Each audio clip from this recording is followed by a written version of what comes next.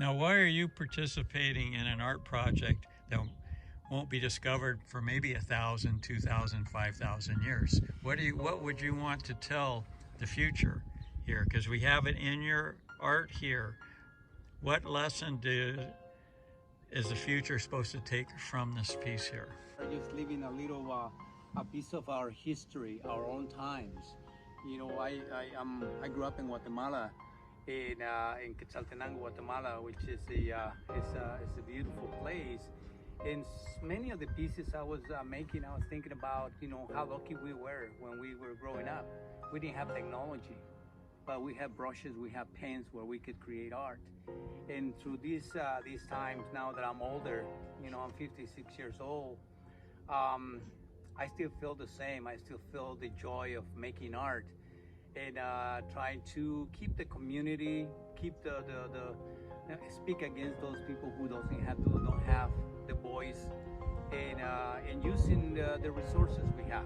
We're trying to leave clay pieces, and probably these pieces right here, for everything I've done, are gonna survive in 4,000 years compared to the other stuff that I've done. You know, that thing there's this beer gonna be destroyed, gonna be forgotten.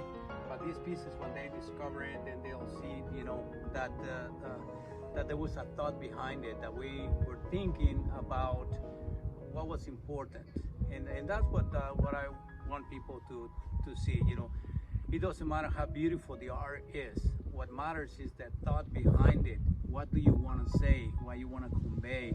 How does the art make you feel as a creator? How do you want other people to see it?